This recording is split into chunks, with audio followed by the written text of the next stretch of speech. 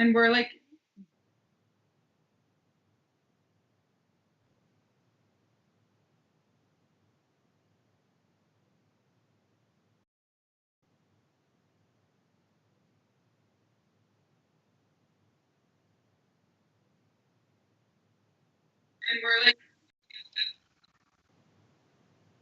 hey everyone, hi. For those of you that don't know, I'm Lily, and I'm Elisa, Lily's mom, and we're the founders of StyleLikeU, and we're very excited to be bringing you live podcasts beginning today. That we're going to do them. We're going to do them weekly, and we're really excited to be here with Zakiya Harris, who you will see momentarily, who is in Oakland and is a creative and spiritual entrepreneur and just an overall absolutely inspiring, amazing human. And in the meantime, we just wanted to say that we're so grateful to all of you for joining, and we're grateful for your support on our YouTube channel. We are bringing you new What's Underneath videos are in the works. So thank you for your patience. And we are working on releasing, finally, after many years, 5 years, our documentary that follows the making of What's Underneath and our whole experience with this incredible journey of interviewing all of these very spectacular people, and how What's Underneath has created a movement for self-acceptance. So anyway, all that just to say that thank you for being here, and we hope you enjoy, this experience and this interview. And we just can't wait to get into it with Zakiya, who we just had the pleasure of briefly interviewing on Instagram about her style, and we're, just chomping at the bit to get deeper with her. So here she is. Hi, Zakiya. Greetings. How you doing? We're good. Good to see you again. Nice to see you again. This is how we deal with the world of multimedia channels. It's taken us a while to figure this out. All of Corona so far, the last 5 months, to figure out what is the right format to be interviewing people in, and how to deal with all the different channels. So I think we've nailed it this time, and we thank you. We're grateful that you're actually the first one we're doing this double live with. So yes. So yeah, how are you doing? How's your day going? So far, so great. How are you feeling today in this moment? I'm feeling good. I'm feeling strong. I had to claim my I had to take my peace back from the world kind of when the whole quarantine thing started going down. I had to just really ground myself. And so I feel like I've had now 4 months of practicing what that looks and feels like. So now I feel great. You feel like you're in a different rhythm? I'm in a different rhythm because I'm in the house and I can't go to the places I normally would go. So yeah, I do feel like I'm in a different rhythm, and I feel like I'm in the same rhythm at the same time. Internally, I feel like my rhythm is the same, but externally, I feel like it's different, if that makes any sense. And you were saying that you felt you had to take your peace back. Is that what you said? Yes. What do you mean by that? Well, in the beginning of the quarantine, our children got sent home, and and there was just so much fear I felt around going outside and wearing a mask and washing your hands, and there was no toilet paper and there was no hand sanitizer, and my partner owns a restaurant in Oakland, so she's an essential worker, and just like all of the fear around that, and what is that going to look like, and are we going to get sick, and can we go outside? And I had to accept that and realize I can't change any of that. I can only change myself. And so what is that going to look like? How do I stay strong? How do I stay grounded? One, because I have to show up for my daughter, who's having her own emotional turmoil and shifts around her world changing, especially after it went from it's not 2 weeks, this is till the end of the year, till, now, who knows, right? So Really just fortifying my spiritual practices, fortifying my home, planting a beautiful garden, getting new furniture for outside, just like really nesting and grounding and making my space as beautiful as possible. Not that it wasn't before, but just having a lot more time here. Making sure that I'm eating the right foods, just like what are all the things required for me to be able to give from a place of overflow, not just a place of having a full cup, but from a place of overflow while you're still watching the case numbers rise, while then we got hit by the racial uprisings in Oakland and huge protests and rioting and uprisings here. So just constant changes that don't look like they're going to go away anytime soon. So having to claim my piece within all of that. Right. And they shouldn't go away. No, no. They absolutely shouldn't, which we'll get back. I hope we're going to get more into. Yeah. Yeah. So before we do, can you talk a little bit about, I mean, I know we've talked about this on Instagram a little bit, but can you just talk about what your style says about you? Yes, my style is an extension of me. It is an extension of my mission. My mission in life is to be a force of transformation and to be part of the shift, midwifing us from the old world into the new world. And so for me, my style is multicolored. It is bright. It is complicated with the simplicity at the same time. I like a lot of different colors and textures and fabrics and how they all really come together. And when I'm grounded and feeling beautiful, even if it's putting on a t-shirt, then I show up better. My posture is different. I talk from a different place. I'm just speaking from my power center. And again, going back to all the things that we talked about before with the changes in the world, how that's just even more important right now as part of my piece, right? My style is an extension of my piece. I think that's so interesting because I relate to that personally. I never don't care about what I'm wearing, even being at home every day and no one's seeing me. It doesn't matter. It doesn't matter. Mm-hmm. Do you feel the same way? Yeah, I'm not dressing for other people. I'm dressing for myself. Mm-hmm. Yeah. And can you talk, I mean, I know you did, it's a little repetitive, but can you talk about some of the things that you're wearing and like the things that like really spark you to think like, oh, this is part of my piece, or like this is an extension of my piece? Like, yes. Or just who you are. You can just go for it again. Yeah, I'm holding some calcite. This is like my calcite wand that I don't know. Every time I get on the computer, I just want to hold it, and it just makes me feel good. And I need to do some more research on all of the scientific properties, but I'm sure it's something magical. I tend to make noise because I have a lot of bracelets on, and I really am about the adornment. And so these are my adornment of my bracelets, and my stones really make me feel really grounded.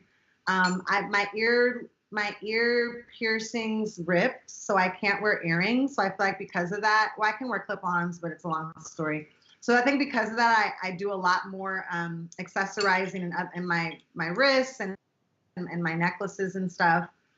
So yeah, those are some extensions. My ear piercing ripped also. I happen to have another hole in that ear, so I just put all the earrings in the one hole. She didn't learn the lesson that and she thinks that, I don't know, somehow one hole ripping means she's going to put 10 in another hole. Well, I'm terrified. That's not going to happen again. Well, I'm terrified of it happening again, not because I don't love the rip. I sort of love the rip, but I just love to wear earrings. So I've been thinking, how do I keep another person with their rip? Really, I'm so excited about that. Yeah, you still have two sides. See, I ripped 2 holes on this side, so this side is just a wrap. So unless you go like up into the cartilage. Exactly. I actually have some really cool ear cuffs that a beautiful friend of mine designed for me that I used to wear a lot, but just not wearing them as much. Oh, I can see that being cool. Yeah. So can you talk about, so I just want to first ask, what have you always been so expressive? Have you always been so free in your expression? And has your expression, your outer expression, married your inner expression always so clearly? Absolutely. I am from a lineage of well-dressed, styled women. My grandmother was, bar none, one of the most stylish women. I still have, she's an ancestor now, Ibaye, rest in peace, Mary Jane Rose. But she was a woman who was just styled down. I have a gorgeous black and white leather coat, triangle leather coat that is my grandmother's. I have furs, vintage furs that are my grandmother's. I have beautiful brooches. So I always grew up looking up to her, looking up to her style.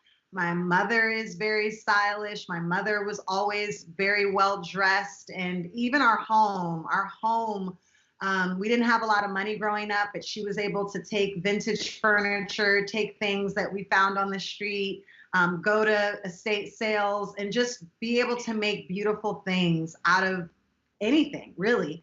As well as my mother made clothing as well. And so I then got into a lot of recycled and upcycled clothing in my younger kind of college days. And so I've just always really been into style, been into fashion. I was someone that was raised about getting dressed and dressing well. And again, not for other people's validation, but just as how you show up in the world. So I think that was ingrained in me very young. And the women I saw around me did that.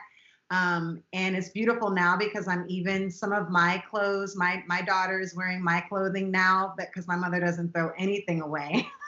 And so like my daughter's wearing like my mom jeans from the 80s and the 90s now. And my daughter's wearing some of my mother's jewelry. So just to see how that's continuing to the next generation has been really powerful.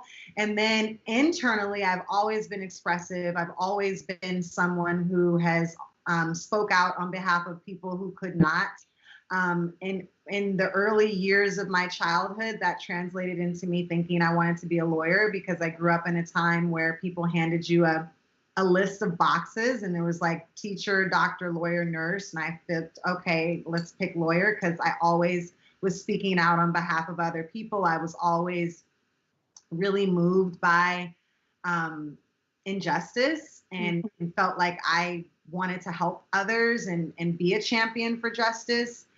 And as I got older, I realized that I could do that in all the facets of my work, not just what I was programmed into being a lawyer and what that means. So I dropped out of high school to continue to, not high school, I dropped out of law school, finished high school, finished college, dropped out of law school to teach and to make clothes and to make music and to continue to express myself. And I think now I'm just, on a 25-year journey of what that looks like at this age, but this has always been who I am. I admire that. I admire your guts to drop out of law school. I think it's a lot of guts. Yeah, especially then. Everyone talked me out of it. They told me I was crazy. You can do so much with a law degree. You only have one more year to go. Why drop out now? And I was like, because I hate it. I don't like doing this. And I think I've had the blessing and curse of never being able to do things that I don't love, right? If I was able to do things that I didn't love, I'd probably have a lot more money and a lot more assets. But I just can't. There's just something in me that just doesn't allow me to do those things. And so because of that, I've had to chart my own path and find my own way. And now, being 42 years old, seeing what that looks like on this side, I'm so happy that I did, and I wouldn't change any of it. But it can be really scary, especially for young women as you're kind of finding your place in the world. So I think it's important, and that's something, again, that I try to instill with my daughter, to share her gifts and just to zero in on them and to know that they can evolve and change as well. Mm-hmm. That's such an incredible lesson. In terms of what happiness is, because, it's not, you can't like take a course on it. You can't, it's not just a matter of giving yourself like 20 extra minutes a day to take a bath. I don't know. It's just not that. It's definitely, a digging and a digging deep. Yeah. And resistance to a lot of programming. Yep. It's easy. Yep. Yeah. Before we get more into that, can you share a little bit about the assumptions that you think people make about you based on how you appear, or your style, or anything like that? Well, I think we've all been programmed to make assumptions about people, because I'm someone who is very,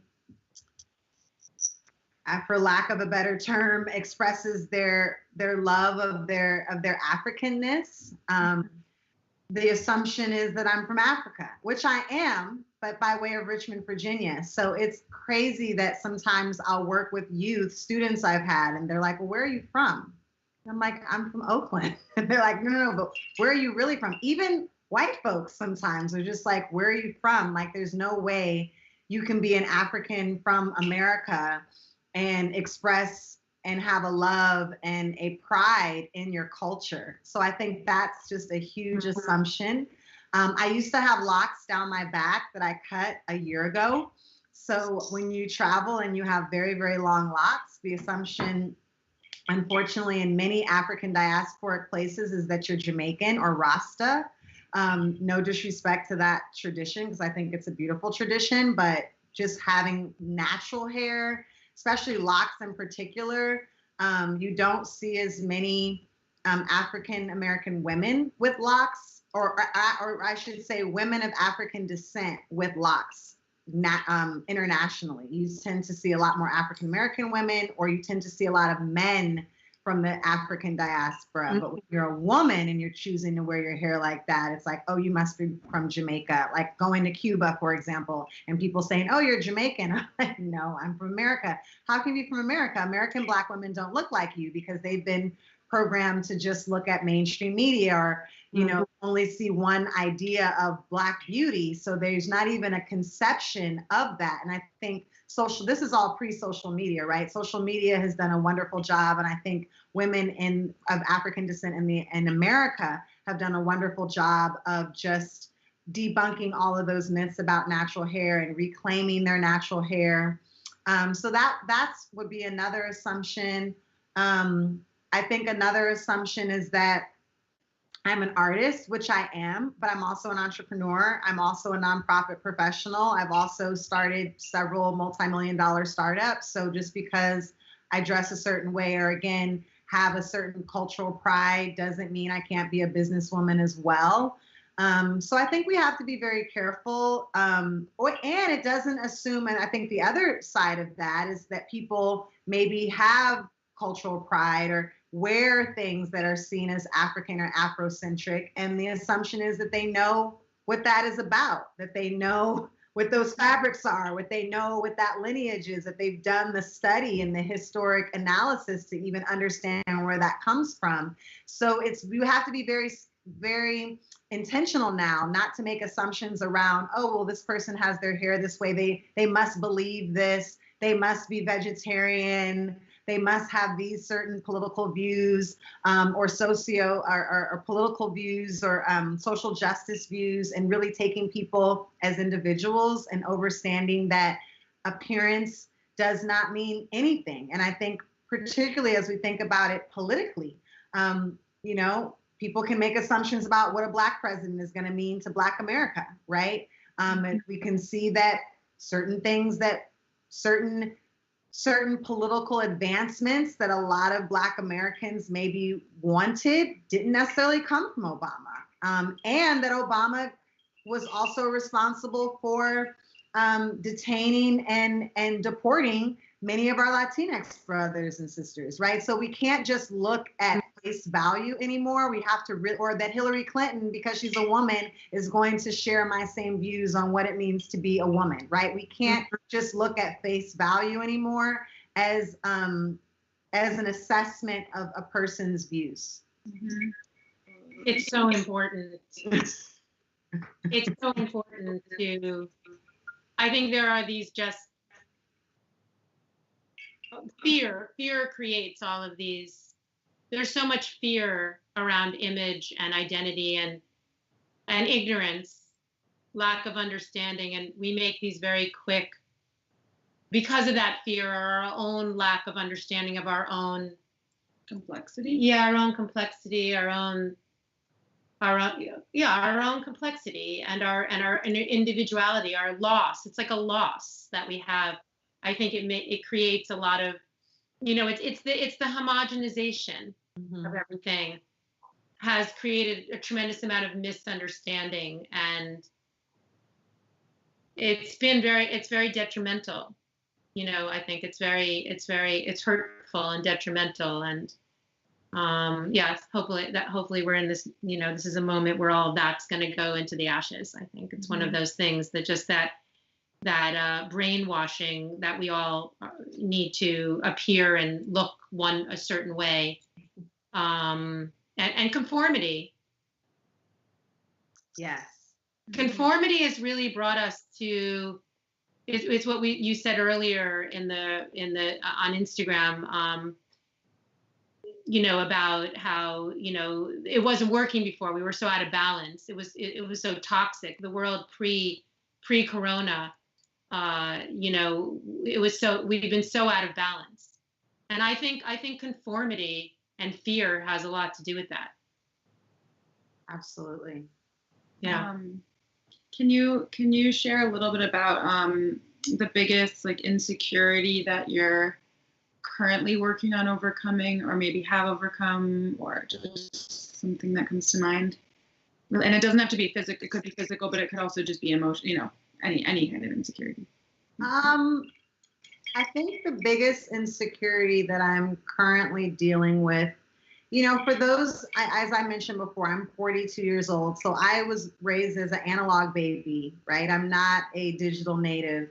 And so I think, and I'm also a life coach. So I work with a lot of women around my age. And I find that we all share a similar insecurity of putting ourselves out there on social media, where I have my younger sisters who are millennials, and it's like they don't even think twice. They take a video, they'll throw it up there, they'll do a live. They don't even think twice about it. It's so just common nature and just normal for them to share in a deeper way, where I felt like, well, does this picture look okay? Have I edited this enough? This is too much of a lean prototype. It needs to be molded and shaped more. I'm not really ready to put stuff out there just immediate. And now, because we've pivoted so much more into the digital world because of everyone's being at home, I have to put myself out there even more, right, on a digital level. And so identifying what does that look like? How do I do that in a way that feels authentic to me? How do I do that when I don't sometimes even want to think about social media, when I really just want to be doing my thing, but I feel like, oh, well, I have this online business, so I have to compete and I have to put myself out there. And how are people going to know what services I do? And how do I also be vulnerable at the same time with people that I don't know because I'm just doing an IGTV video? So there's all of these internal battles that I face sometimes, just navigating having an online business where so much of your online business now is fueled by social media, questioning how many likes I have, questioning how many views a certain thing gets, and really having to say, you know what, it doesn't matter. I'm adding my piece. I'm speaking my truth. I have my own unique gifts to share with the world. Those that are going to resonate with it are going to resonate with it. I can't look at comparing myself to other people and why they're getting more views or thinking that I should have more followers. I really have to just stay true to myself and feel the fear and do it anyway. I think sometimes people think with fear or insecurity that it goes away. Sometimes it doesn't. Sometimes it's just there, and I'm able to sometimes even give it a name. Okay, you're showing up. Okay, you're here. Okay, I'm feeling this. Oh, this is fear showing up. Okay, it's cool. I can wave at you, and I'm going to move forward in this process anyway. So I think I definitely haven't gotten there. I'm definitely still battling with it and feeling the fear and doing it anyway, but also knowing that my work is important, and especially important for this time, that I'm just kind of just throwing myself out there. And as I've done that, actually found more momentum, more people responding, being more engaged, when I was really willing to be more vulnerable. Mm-hmm. We totally relate. We really relate. And I'm 20 years older than you, and Lily is 11 years younger. So I think it's kind of universal. But I mean, yeah, the people that are so free with it are definitely a mirror to where, to our own fears and insecurities. Mm-hmm. I think about it a lot too. Yeah. It's one of your biggest. Yeah, it's one of my biggest insecurities. Both of us, yeah. It definitely is. Mm-hmm. Definitely. It's like, and it is becoming more and more, it seems, even that, which is a beautiful thing about it, is that you have to become more and more vulnerable and real in order to really connect. Sort of the algorithm even knows that. Well, it doesn't know it. It's just what people respond to. Yeah. What people respond to. The algorithm prioritizes. Yeah, it's really just forcing you, I find, constantly to, whoa, your hang-ups are really big. Not you, like me. Ourselves. Mine. I'm actually like, yeah. Me, myself, and I's hang-ups are really big. Ways you're putting other people in front of the camera than me, Yeah, we're at a similar place with that. Yeah, we're at a similar place. We're realizing that we have to step it up and be more vulnerable and put ourselves more out there, and not just only, hide behind the camera. Right. So it's one thing to be vulnerable around like people, or, if I'm coaching women one-on-one, or I'm having a retreat or a healing circle, I can be vulnerable all day. Like that's not a problem. But when you're just looking at a screen, it's a whole different reality of vulnerability. So I'm definitely learning and unlearning, right, how to navigate that. Yeah. What are some of the things that you have found in yourself in that mirror? What are the things that hold, what are the various things that, like where you feel that kind of resistance or fear? Like what's underlying that? Definitely, what are other people going to think? What are other people going to think about how I look? What are other people going to think about my background? What are other people going to think? Just every judgment possible, kind of nitpicking myself. I feel that coming up. And then I have to just, so what it requires is I have to force myself to do things. I have to build rituals around it, right? Like I was up at 7:00 this morning preparing for this. I had to pray myself up. I sat at my ancestor altar. I did yoga. I did 100 squats. I had coffee. I sat with my daughter. Like I have to do a whole thing to get myself. I have my calcite. I'm putting on the things. Even when I was thinking about what to wear, I was like, I love wearing jumpsuits, but I'm at home and I'm not wearing jumpsuits right now. What do I feel the most comfortable in? Because if I feel the most comfortable, I'm going to embody that and people will feel that. So like thinking about like, what are those rituals that you need to create to get yourself ready to do what you need to do? I did a business incubator earlier this year, and one of our teachers was talking about like before you pay bills or do your budget or your financial projections for your business, like, do you need to have a certain song about money? Do you need to have a certain dance that you're doing? Is there a certain outfit that you're putting on? Are you putting money oil on your body? Like, get yourself hyped up to do these financial projections, right? Which aren't some things that you would necessarily think about, but like, so you'll get into the vibe and it's not like, oh God, I know I have to do this. I keep putting it off. I invested in an amazing planner this year called Magic of I. Oh, I have it. Oh my God. The moon calendar? Yes. It's not the planner. This is just the journal. But I think that planner is like, that's like my dream planner. Like, I'm going to get that planner. So I'm in love with that planner, and it allows you to look at everything on the moon by the cycles of the moon, and like winter days that you're activated, winter days that, and I even have been planning my social media posts around that and like really looking at when there's alignment in the cosmos. also finding my own personal flows. That's something that's actually in the magic of I. Like I've always been really well at planning stuff around the cycles of nature. So looking at the winter solstice and the summer solstice and the equinox and really aligning with that. I'm into astrology, I'm into numerology, but then adding the moon cycles and then on that adding your personal moon cycle. So when you're flowing and having your period, when are the weeks, I know the week before my period, I'm going to be tired. So maybe I'm not going to plan to do anything outward that time. I know that the week after my period, I have a lot of energy. So really finding your own flow, finding your own pace, not looking at what other people are doing, but finding that I need to find what works for me, which goes back to like claiming my peace. And once I started doing that, like everything just started. I started seeing more engagement. I started seeing more momentum, that when I was just doing stuff just to do it, my heart wasn't in it. I didn't really know what I wanted to say. I just thought, oh, I have to post today because everyone's posting today. Mm-hmm. And now I don't do that at all. And I've just found my own flow and when I'm feeling it. And that has worked wonders.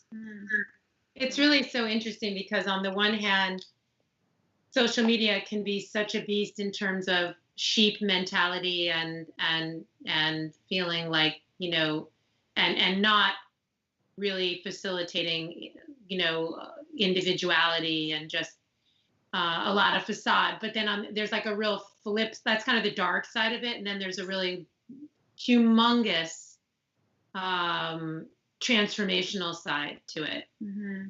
That really, you know, that your inner and your outer kind of, it's kind of like the style, you know, it's like it's like it's like how authentic are you being? How much are you in your own self? Like how it's constantly challenging that. Mm-hmm. Yeah.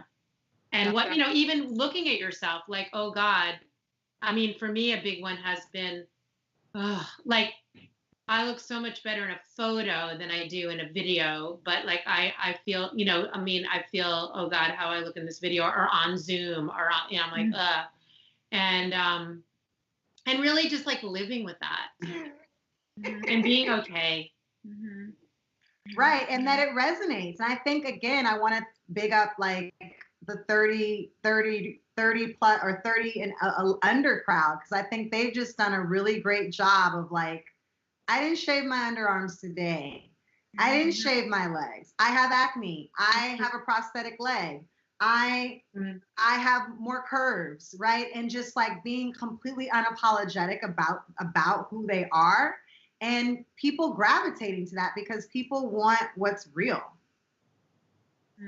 I mean, that is just absolutely, undoubtedly the tsunami of the future. There is no, it's unstoppable to me, and that's what we found so much in our work.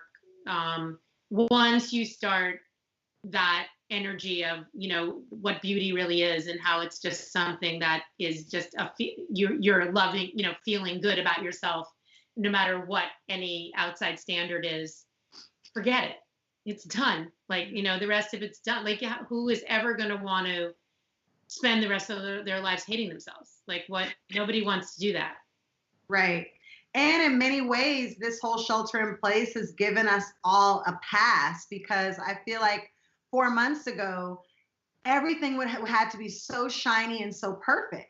But now literally you're watching celebrities and they're at home and their background isn't any different than yours. Like, we all kind of have a production pass that we wouldn't have normally had, where people actually appreciate the fact that you're in your bedroom and that's a real bedroom, where before they might have wanted it to be highly produced. So I feel like we've gotten, and because of that, I feel like my work has been able to break through the feed in a new way that it probably wouldn't have, because people are yearning for authenticity. They don't care how many followers you have and like they used to, because they want the medicine. They're like, I don't care about the package. I just want the medicine. It's so true. Like, this has been, well, it's such an equalizer in every single way, including the fact that we all are, every single solitary person on this earth is experiencing this. And it's just no one is above it. There's no hierarchy here. Right. The hierarchy. Well, there is some hierarchy. there's a hierarchy to who it's affecting more than others, but everyone is affected, and everyone is having their own come, you know, in all different ways, in all different, you know, is having to face themselves deeply. I think in all ways. Like I think it's. Yeah. What has been like in your life in general? Like, has there been something that you could like point to as like maybe like your biggest struggle, recurring struggle, or just struggle in general? Reoccurring struggle. Well, I'm someone who tends to thrust myself into projects. I wear a lot of hats, not because I'm one of those people that like, I wear a lot of hats, but because these are really aspects of my being. I am an artist. I am someone who is an educator. I am a mother. I am an entrepreneur. And so I think sometimes being able to walk in all of those spaces means that, I even put this on my resume, like most of the projects that I tend to gravitate towards are projects that haven't happened before. They're always new things. Whether it's starting a nonprofit called Hack the Hood that helped engage young people of color in technology, or helping to open up one of the first co-working spaces in Oakland, or when I had my first healing retreat. There's always that imposter syndrome that comes in of like, do I deserve to be here? You know, that nonprofit that I helped start, we won $500,000 from Google. And then when Google says your name, you feel like, okay, Google, do I have to act a certain way? The nonprofit, the co-working space that I helped opened up, we raised $2 million. I had never raised $1,000, right? All the imposter syndrome around like, am I a business person? Am I worthy of this $2 million startup? What do I have to be? When it was time for me to start my first retreat, it was like, well, who am I? Am I worthy of a retreat? Are people going to want to pay money to spend a weekend with me? What do I have to share? Like just always all of the fears that just, so I feel like the reoccurring struggle is every time I really want to do something new, all that imposter syndrome comes in, and I have to really ground myself in my spiritual practice. I have to ground myself in like, wait a minute, look at your track record. You've been doing this for 20 plus years. You didn't just get here as an anomaly. Like every single part of who you are makes your work that more important. And even though there's a million life coaches out there, right? What makes me so special? Well, people might want a life coach that's been an artist and an entrepreneur and a mother and has had that experience, which other life coaches haven't. Like really just understanding the uniqueness that I bring, that we all have our own uniqueness, and how to hold firm to that in the midst of uncertainty, in the midst of doing something new, even if I've never done it before, there's no track record, I don't know if I'm going to be successful, whatever that looks like, yet I've always been successful. And so just not talking myself out of it. I tell my clients sometimes, you know, we tend to see these visions of ourselves in our night dreams. We see these visions of ourselves in our daydream. Like you'll just be daydreaming and you'll just see yourself doing some dope ass shit. And then you snap out of the daydream and then you just leave it in the dream space where it's like, no, that's the universe telling you who you are, what you have to do, that there's all these other gifts that you're here to bring. So don't talk yourself out of it. Run with that, right? And people are like, well, I don't really know what I want to do. I don't really know what my gifts are. I'm like, that's bullshit. You totally know. Maybe you need to be silent and turn off all of the distractions to listen. But when you tap in, you're getting clear information, but most of us don't listen to it. We don't take it and we allow it to fall. And so I think that there's just a spirit in me that I have to go for it, even if I'm going to fall on my face. And it has proven well and has guided me far. So I'm just going to keep rocking with it. Where do you think you've gotten that from? Wow. I ask my question that all the time. I myself that question, even when I'm thinking about students, like what creates grit, right? Is it your childhood that creates grit? Or abundance. Huh? You're not functioning in scarcity. Okay. So creating what allows me to create abundance? I could be wrong, but to me, that's like, yeah, there's definitely the participating, not observing, the grit, like you're that it's really inspiring, despite your fear and all of that. But there's this sort of, you have this, like, sense of abundance and not scarcity. I wonder where do you get that from, do you think? Okay. I hear that. That's definitely just my spiritual outlook.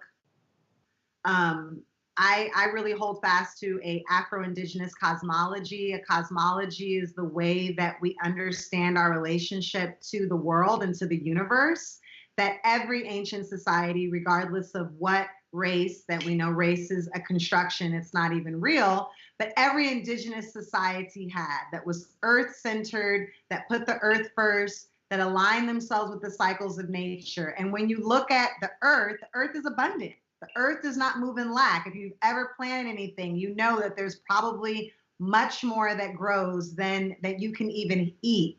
And so I've always known that. That's just the way that I look at the world. I know that I can magnetize things to me. I know that I have the power to raise my vibrational frequency to a place where I can be an energetic match for that at which I'm seeking, if I allow my own self and ego to get out of the way. And so, because that's how I look at the universe, because I have a spiritual tradition that supports that and activates that, I'm able to move from that place. Yeah, I'm able to move from that place. I don't believe in lack at all. So what brought you, was there like a struggle that brought you to the spirituality, or were you always like seeking this from a kid, or like was there something that kind of, was there a bottom? Yeah. Often I think that, especially with spirituality, an awakening into spirituality comes from some kind of bottom. Yes. Well, I would say I've had many bottoms over the course of my life, and rites of passage, right? The rites of passage of birth, the rites of passage of being an individual living on your own for the first time. Definitely giving birth to my daughter was a major, major rites of passage for me, especially because I did it at home, all natural. And just being able to see how powerful that I was and how powerful women are, and the ability to give birth and to bring forth something new, that just kind of like really buoyed me to feel really indestructible. And my bottom, the bottom that I often share, is a bottom that happened a little over 10 years ago. I was married. I was living in a home that I had purchased with my husband at the time. My daughter was maybe about 2 years old. I was running a successful nonprofit that engaged young people of color around environmentalism. We threw the first solar-powered hip-hop concert ever in San Francisco, and the recession hit. It was right around the 2008, 2009 recession. So we were victims of the foreclosure crisis, lost my home. The nonprofit that I started lost all of its funding because no one was funding nonprofits in that way anymore. My marriage ended in divorce. My marriage at the time, also, I was in a musical group with my husband. So that also was part of my arts practice that was over. When it was all said and done, I had to move back into my mother's house with my child, into the childhood home that I grew up in. And when you're looking at your daughter, 3, 4 years old, living in the home, the childhood home with your mother, it is a serious Sankofa. Sankofa means to go home and to go back before you can move forward. Mm-hmm. So that was my Sankofa, where I really had to rebuild my entire life, my entire foundation for me, not for my partner, not for my job, not for whoever other people thought I was going to be, but I had to rebuild everything for myself. And it was a lot of humility that came in that, because you have the embarrassment of like, I did 2 years of law school. I was a professional. I was a homeowner. All of these titles that I gave myself. I was married, and none of those titles applied to me anymore. If anything, the titles that applied to me made me feel like a statistic, right? They didn't make me feel empowered. And so I had to really do some soul searching about, well, who are you when all of these identities are stripped away? And that is actually where this notion of shapeshifting came from. That was when that mantra came to me. Shapeshifting being like water, being able to find your own momentum. As we know, water makes up the majority of our planet. It makes up the majority of our bodies. Water is feminine in nature. Water takes the shape of any form. If you pour water on the ground, it takes the shape of the ground. If you pour water in a glass, it takes the shape of the glass. And I had to take the shape of all the forms that I was in because none of the forms that I had before applied. And at that time, I got a phone call from Toyota Motors, and they said, hey, we heard about these solar power concerts that you've been throwing. We're getting ready to launch our first initiative on historically Black colleges and universities, and we want you to help lead it. And I ended up consulting with them for 6 years. I spent 6 years touring historically Black colleges, universities, doing environmental education with them. At that same time, I went into my closet and I recorded my first solo album, Adventures of a Shapeshifter, and, eventually moved into my own place. The rest is kind of history that kind of brought me to this place. Now shapeshifting has become all of the medicine. It became Shapeshifter Life, which became a book, which became a workshop, which became a retreat, which became one-on-one coaching, which became an entire community of women that I now work with that were all shapeshifters. But I had to go through that dark period. And darkness not as negative. Darkness is where all creation happens. When you put a seed in the soil, it goes into the darkness. When you were in your mother's womb, it's in the darkness. And so now that has been all the medicine that I'm now carrying with me today. So I can now look at this pandemic, that was 2008. Now in 2020, I'm like, baby, this ain't gonna stop me. This is my opportunity. I'm excited about this time because I know what the darkness can bring. I know the power of uncertainty, the power of when you can't see anything with these two eyes, what can come forth if you trust the process and you go through all the steps. Wow. That was so beautiful. I wish I could blast that on a megaphone right now to every single person on the planet. That was really beautiful. Thank you. That was really, you just really said it all. My next question is, when do you feel the most vulnerable? Woo.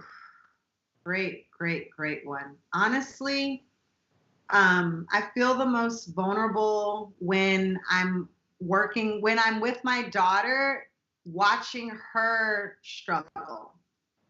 So, she's 14, she's great, but she has her own struggles, whether it's mental health struggles, comparing herself to others, bullying, looking at the feed of social media and all of the other girls and what they're doing. I mean, 14-year-olds now have their own businesses. They have their own profiles. Like, you can't even just be a kid and be 14. You have to be all of these things. And it's no disrespect to the children who want to be business owners at 14, but I think that's a lot of pressure on beauty and on what it means to be.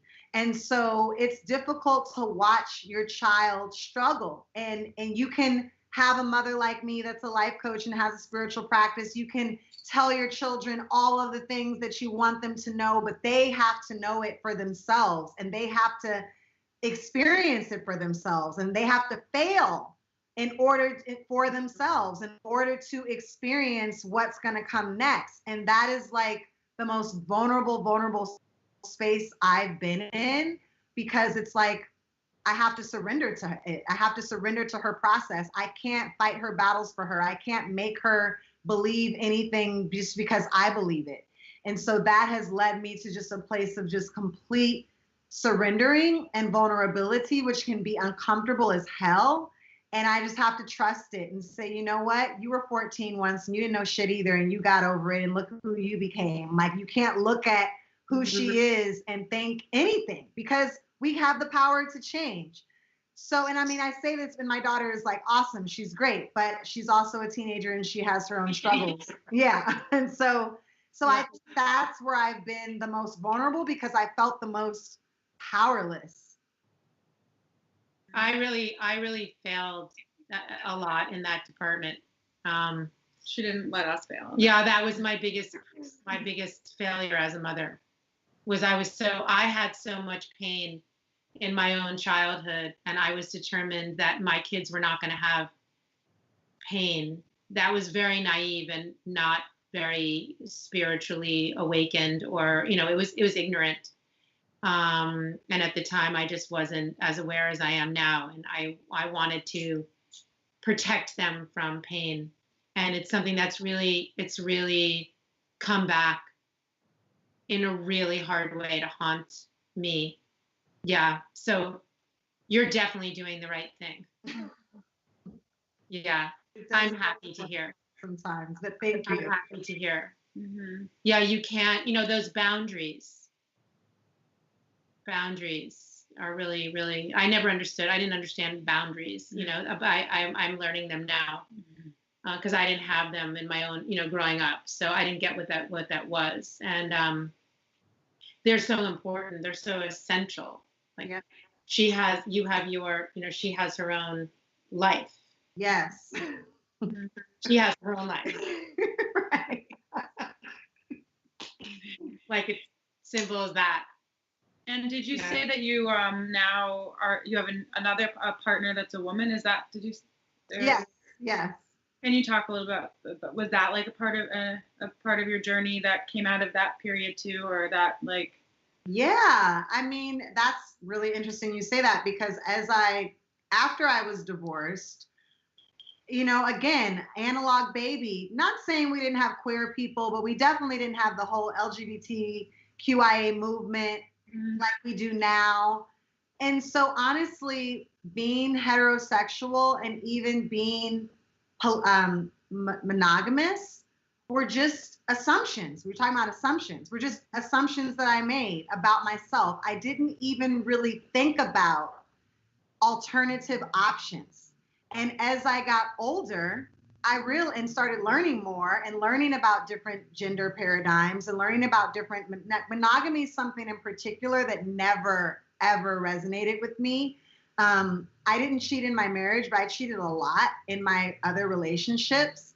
I never felt like one person could be that person. I didn't even really want to get married. I just kind of did it because I was in love and my partner at the time really wanted it. So I was like, okay, I guess we'll get married. We didn't plan to have a child. We were married and we wanted it, but it wasn't like I had planned it out. So when I got divorced, I had the opportunity to really just reimagine my life and recognize I'm attracted to women. I love women. I want to make love to women.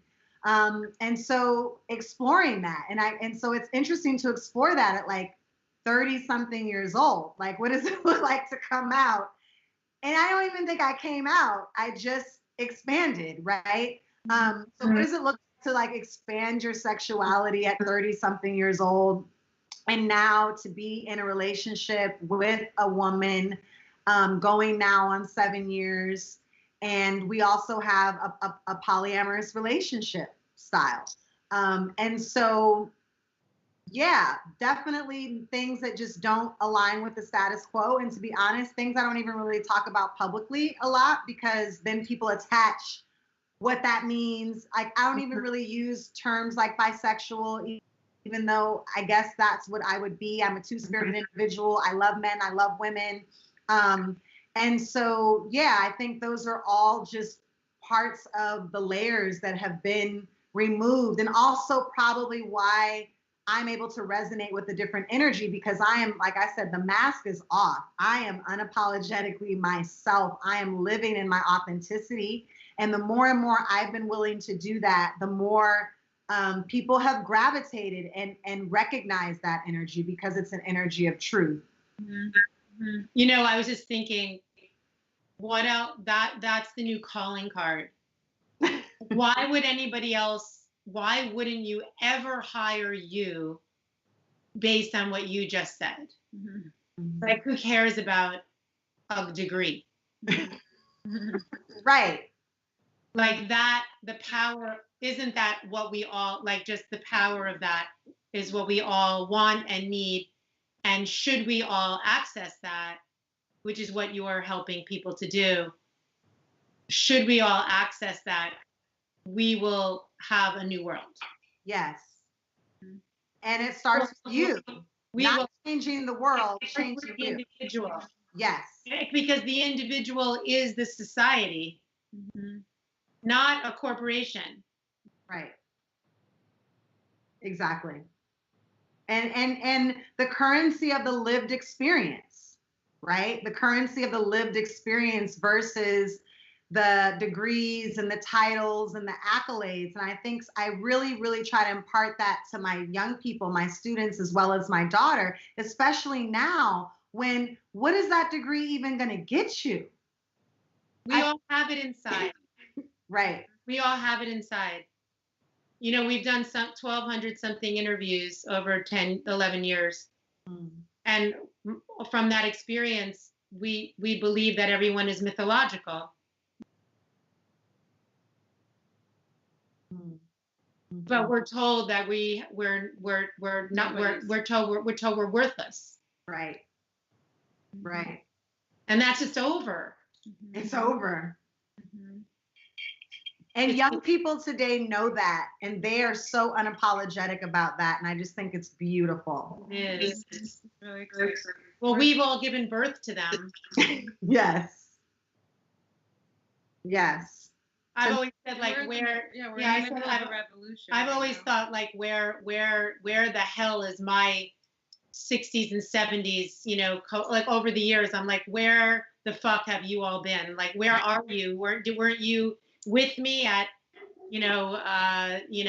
Grateful Dead and you know, concerts, and like, where are you now? Like, where have you gone? Right. Actually, it's the offspring. Mm. The Mm-hmm. offspring are carrying it all the way. All the way. Mm-hmm.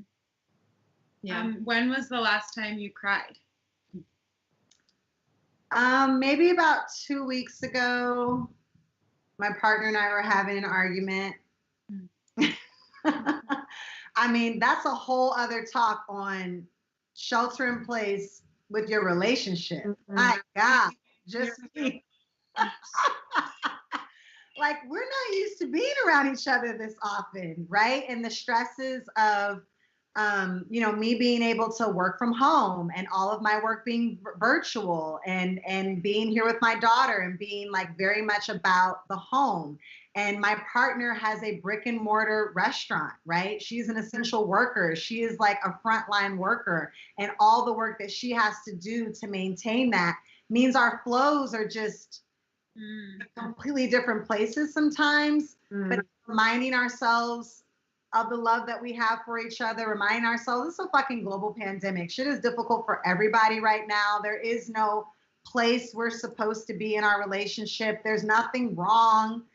But yeah, we're stressed out sometimes, and emotions are going to fly, and being able to know that, but still come back to what really grounds us. And we have therapy. We've been in therapy for several years. Like, I really believe that we haven't even touched the surface of the mental health challenges that are going to come out of this shelter in place, and the repercussions and the impact that this is having on our children, on our relationships, on ourselves. And, we all need help right now. None of us can just go into our own homes and think that we can figure this stuff out individually, but we have to be willing to take the mask off and to be vulnerable. And that's even why I'm sharing that, because I don't want people to look at me and think, oh, she has it all figured out. Oh, she doesn't cry sometimes. Oh, she's not in therapy. Oh, no, this is work. This is fucking a daily work before I even got on this call, right? I'm okay doing the work, but I want people to know that work goes in. Even the 10-year journey of my breakdown led me to this place. I think so often we focus on where people are, but we don't realize the path that it took for them to get there. 100%. And to value that path. Like, as you said earlier, I think one of the, oh my God, I think like this morning, I was even thinking about how, yes, like, stop resisting the chaos. Like, my life is so incredibly chaotic right now in so many ways, like everyone else's, but it's got its own form of it. And yes, to the relationship. I've been married for 35 years, and I feel like my husband and I are literally going through 4,000 years in 4 months. Like, it is unbelievable. Yes. The intensity of what we are working through. It's like we would never have. Yep. It's unbelievable. And it is a whole nother thing to talk about. But I think, yes, to what you said, for everybody else, just Yes, it's okay the chaos. It's okay the uncertainty. It's okay the darkness. It's okay the fear. It's all fine. It's all fine. It's all part of the spectrum. And not only is it all fine, it's all necessary. The only reason we know the light is because we know the darkness. Like, it's all part of that spectrum. And that goes back to that Afro-Indigenous cosmology that every society knew. They held the whole spectrum. And I think Western culture is just obsessed with the visual, but we don't recognize all the work that went in there, or we don't recognize the shadow that's underneath it all. And so now we have to reveal that. And part of that 2020 paradigm, that 4 directions, is like, I call this year like the junk drawer year.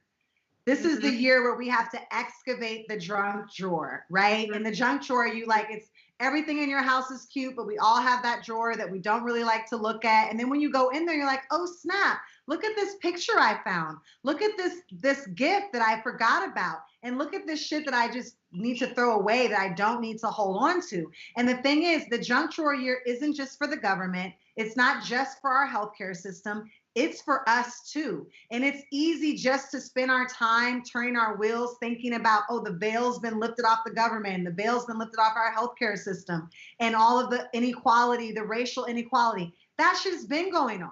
It's really it's harder to turn that same light within yourself and within your own junk drawer and think, okay, what work do I have to do? Because we're the ones that are going to be the change we want to see. It's a personal level first. 100%. That is so true. I love that. I love your junk drawer metaphor. It's so good. When do you feel the most beautiful? I feel the most beautiful when I have given myself the most time in the morning to honor my spiritual practice. So that my prayers, my yoga, my meditation, journaling, working out, having the opportunity to sweat, having that amazing green smoothie in the morning, putting on clothes that make me feel beautiful and I feel great. I feel the most beautiful when I'm internally beautiful, when I've done my own internal work and I've taken the time, like today, when I've taken the time to just go in on me. And, I call it it's a morning practice. Sometimes it's 5 minutes, sometimes it's an hour. It's a practice. It depends on how much time I have. But when I have the more time to pour into me, I found that everything else flows better. And now I'm actually like reverse hacking that and seeing how I can create a life where I have more time to do that internal work has actually allowed more business to come to me, more clients. You guys found me, like work is coming to me now. I'm not even having to go out and seek it because I'm doing that work and I'm I'm magnetizing that from my own internal beauty first.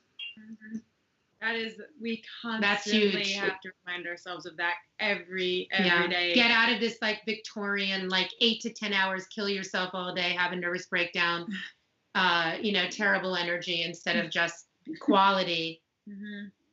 And like you said, like just really accessing your power. It's managing your power. Yeah, it is. It's not like you manage your power, like you can't be drained of it every day. Well, you can't be drained of it and you can't quantify the power of your power. What I mean, the powers, you mean. Yeah.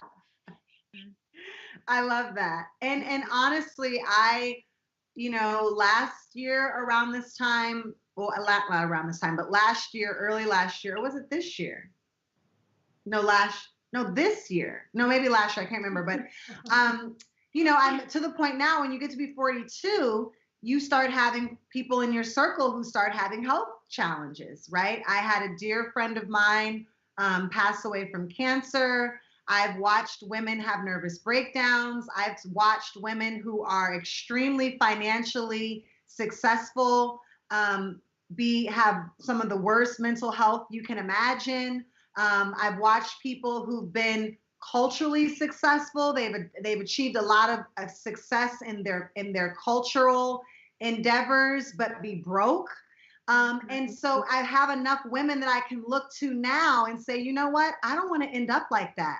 I'm going to be happy and beautiful and joyful and abundant, and I'm not going to have to choose my happiness over my health or my joy over my financial abundance. And I get to define wealth for what it looks like to me. So part of this, you know, zeroing down, doubling down on my practice has been, I wouldn't say from a fear place, but definitely like a sense of urgency, because I've also seen what that can lead to. And I've been like, no, I'm a cycle breaker. I'm gonna break that cycle in my own bloodline. I'm gonna break that cycle in my own family. I'm not gonna pass this on to my daughter. And we don't have to, again, that's that old paradigm thinking. We can actually create something new.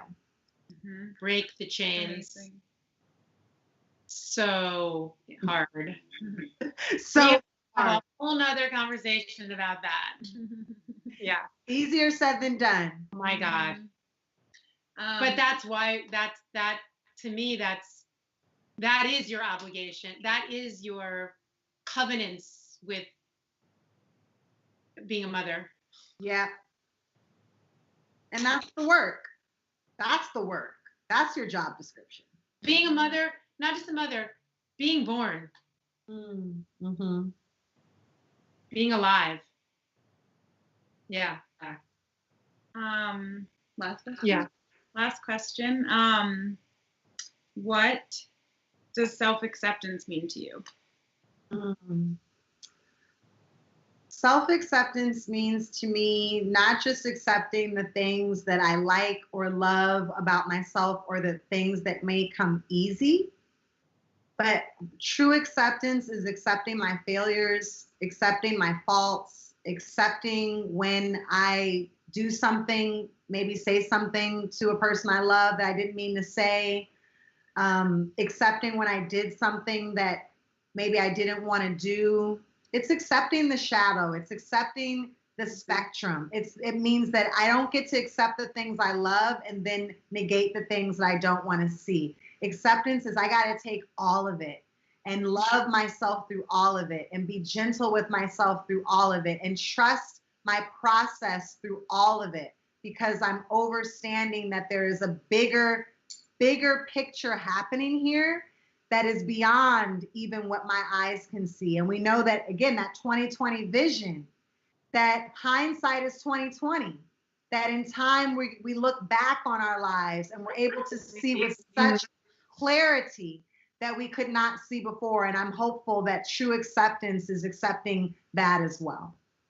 That is, I have never. Wow, that's a beautiful, thank you, beautiful answer. I also have never thought about, like, I know that this year is like the fact that 2020 is the year that everything is all happening, and like 2020 vision and like clarity and like wow, seeing things for what they are. I have never thought about that.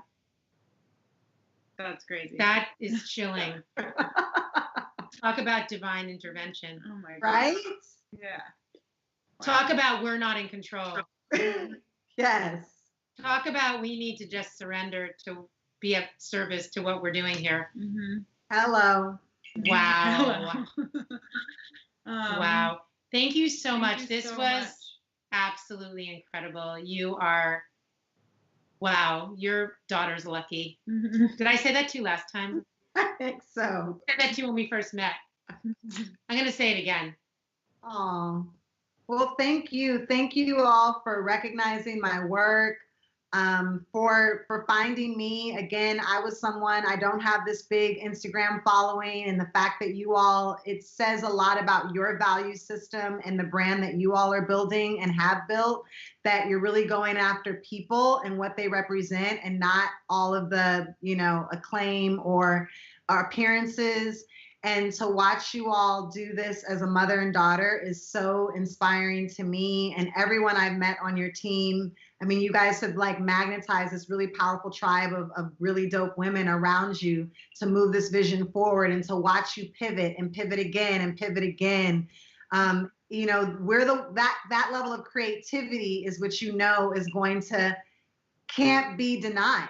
And you guys are embodying that. And, and you learn really who you are in the midst of challenge, right? It's not who you are when everything is going great. And so like, this is a testament to who you are. because of how you're navigating in this moment. Speaks volumes. Thank you for seeing us. Yes, we really appreciate that enormously. Mm-hmm. And it gives us so much deep, profound pleasure to see you. It's just really, it's medicine. Mm-hmm. We heal each other, and our connect. That's what this is all about. Yeah. The connection and the vulnerability we heal each other, and we liberate. Mm-hmm. We liberate ourselves. We get smart. Yes. We get smart through each other. Mm-hmm. And as you pointed out, which we really appreciate enormously, because it doesn't come without a lot of struggle, is not going with the status quo of the numbers and the people, like the famous people, blah, blah. We've always from day one said no way to that, not what we're about, not what this is about. It's about, all of the people that you're not seeing. Yeah. that we used to always say we want to shine the light on the people that deserve to be celebrated. Mm-hmm. Yeah, and when you're not following the paradigm, the status quo of money, then it goes way beyond 5 people. Wait, what do you mean? The same 5 people. Exactly. Yeah. It's like it's endless. Yeah. And I'm really hoping that's going into the ashes. Yes. I really am. That's a big hope of mine. That's a big hope of mine. So anyway, just really, really, really honored, and thank you so much for sharing yourself so deeply with us. We're really honored. You really are. You are, so beautiful inside and out, and just endlessly. So thank you. Thank you all so much for your time. And let's just keep shifting. This is just the beginning. Yeah. Okay. Just the beginning. Mm-hmm. We're family now. Yes, we are. We're family. Mm-hmm. Cool. Have a beautiful rest of your day. All right. You guys too. Take care. Bye-bye. Bye. Bye.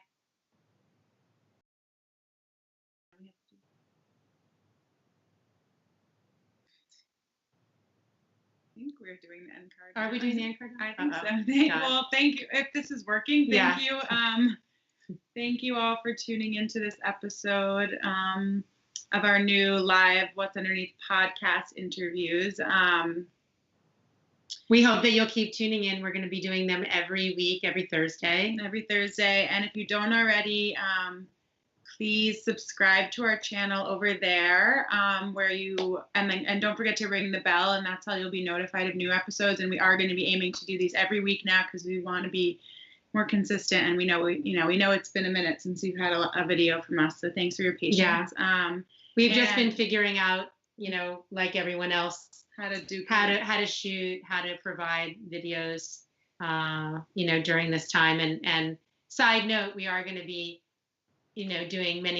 going back to our regular programming as well at some point, as hopefully in the fall. But anyway, in the meantime, we hope that you join us here for these lives, and we hope that you really, we're really thankful to have you here. We're thankful for your support, and we hope that you enjoyed this. And please don't hesitate to let us know anything that you're thinking and what you'd like to see more of from us, because without you, we're not here. We're not doing anything. So you're everything. So thank you so much. Thank you. And if you were inspired by Zakiya's story, please share her episode to your friends and family if you think that they'll also be inspired during this time to hear her powerful wisdom and depth and all of that. Yeah. Go follow her on Instagram. Oh yeah, follow her on Instagram. We'll Zakiya Harris. It'll all be. That's not the Instagram handle. We'll put it in the. In the description. Yeah. Instagram. Okay. Okay. Cool. Bye. Love to you all. Love to you all. Bye. Be well.